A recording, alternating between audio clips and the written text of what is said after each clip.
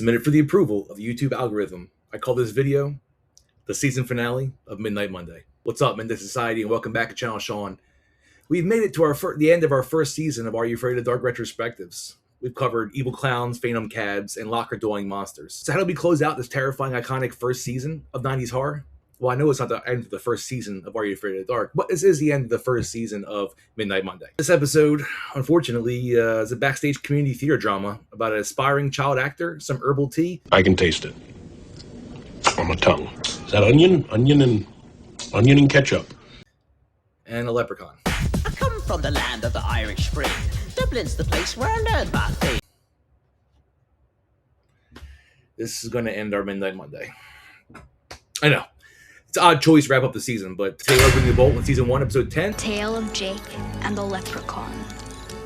It's weird, it's clunky, and it's honestly not very scary. I'm scared. But if you look past the goofy premise, the episode actually has some of the coolest Midnight Society trivia in the entire series. So grab your campfire dust, grab a seat in the log, and let's break down exactly what happens when local theater goes horribly wrong. Oh shit, that's the bomb right there.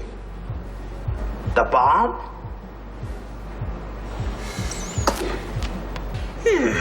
A friend with weed is a friend indeed. Before we even get to the story, we have to talk about the campfire intro. If you remember, Eric is usually the most annoying kid in the Midnight Society. He's snarky, he's arrogant, and he constantly baits Frank in the arguments. He's a douchebag. But this intro is entirely different. Frank was supposed to tell a story tonight, but he passes his turn to Eric. Because Eric's grandfather, who he calls Pub-Up, just passed away, unfortunately.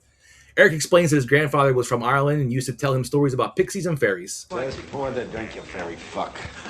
So Eric tells a story in his honor. It's an incredibly sweet, surprisingly grounded moment that gives Eric some genuine depth. And here is a massive piece of behind-the-scenes trivia for you. Enjoy Eric while you can. He tells one more story later in the season, and then he eventually completely vanishes. Bye, bitch! When season 2 starts, Eric's gone, and the show never explains it. According to the series creator, DJ McHale, they just didn't think anyone would care. First off, fuck your bitch in the clique you claim. And joked that Eric was essentially booted from the group for being too snarky. But for tonight, Eric has the floor and he takes us into the world of stage acting. Our main character is Jake, a young aspiring actor who just landed his big break in the play called Will-O-the-Wisp. His co-star is an intense older man named Aaron. You like popsicles? Now, Aaron has a very specific ritual. He constantly drinks this mysterious, gross-looking herbal tea. Lucy! Lucy! I need my tea! I need me tea! He tells Jake that if he really wants to get into a character who's turned into a leprechaun, he needs to start drinking this special blend. Jake goes looking for the rare herbs and stumbles into a massive indoor greenhouse run by a quirky little Irishman named Sean O'Shaney. Sean immediately realizes what the herbs are for and kicks Jake out. Me herb got in as one of the bluebells, foxgloves, and ragweed. How dare you bring this here? But eventually, Jake starts drinking Aaron's tea and things get weird really quick. Turn me now into a spirit bright and leave behind. During rehearsal, Jake recites a specific oath from the script, takes a sip of the tea from a strange pouch, and his voice immediately drops 3 octaves. Then his ears start getting aggressively pointy.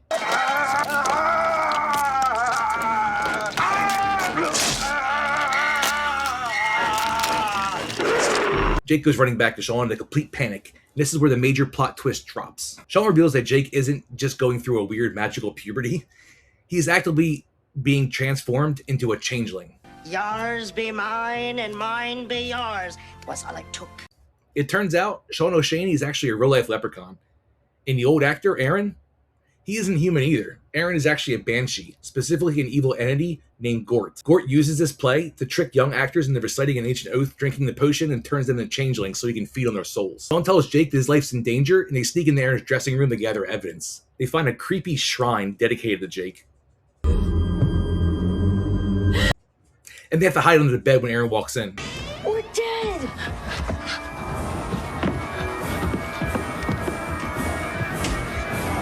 From under that bed, they see that Aaron sleeps standing straight up, has disgusting clawed feet, and possesses a bizarre, non-human hairline. The stakes are suddenly very real. Yeah. It's opening night, the curtain's about to go up, and Jake is literally scheduled to be sacrificed on stage in front of a live audience. Not a mole, alright? The mole. Show some respect. Shawn gives Jake 3 distinct rules to defeat the Banshee on stage. First, give Aaron a taste of his own medicine. Do not drink from the pouch. Second, keep eye contact and spellbind him. And third, you must be completely fearless. Forget it. Fearless?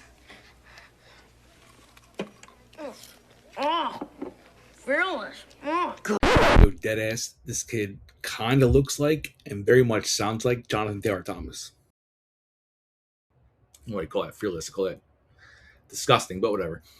I don't care how badly you want to be an actor. If my acting coach tells me I have to swallow spiders to remember my lines, I'm just not going to be an actor. We hit the climax. The play is happening. Jake and Aaron are on stage doing the scene. Aaron starts the magical oath, but Jake is onto him. Jake recites his lines, but completely fakes drinking from the pouch. Aaron realizes he's been tricked and fully transforms into the hideous Banshee right there on the stage. Shawn the Leprechaun bursts out from the wings to protect Jake. In the chaos, Gort's magic actually hits Jake, temporarily transforming him into a full-blown changeling creature right in front of the crowd. Shawn manages to counter the magic, grab Gort's tail, and defeat the Banshee once and for all. Our Gort, he is yours, and this is mine. Me teeth. But the funniest part of this entire climax, the audience. There's a literal mythological battle for a human soul happening on the stage, and people are transforming into monsters, and the audience in the theater just claps politely. I think it's all part of the show. They're just sitting there whispering, wow, the special effects in this community theater are pretty terrific. The stage manager is absolutely losing her mind because none of this is in the script, but the play ends up being a massive hit. Are you really a leprechaun? When the need arises. Jake is saved, Shawn goes back to his garden, Eric finishes his story to a completely captive Midnight Society. The tale of Jake and the Leprechaun is a bizarre piece of 90s television. It feels less like a horror story and more like a strange urban fantasy drama. It's not scary, dialogue's pretty clunky, and the plot is all over the freaking place. But because of Eric's backstory with his grandfather and the pure absurdity of eating spiders before a stage play, it has this undeniably weird charm to it. So as a season finale for Midnight Monday, I'm giving this 5 leprechauns out of 10. And with that, I hope you enjoyed Midnight Monday as much as I did making it and revisiting some great old episodes of Are You Afraid of the Dark? Let me know down in the comments, what was your absolute worst stage fright or performance disaster you ever had as a kid? Tune in tomorrow as we close a chapter on another Summer of Slime special, Tattoo Tuesday. Keep the ghost stories alive, and I'll see you in the next one.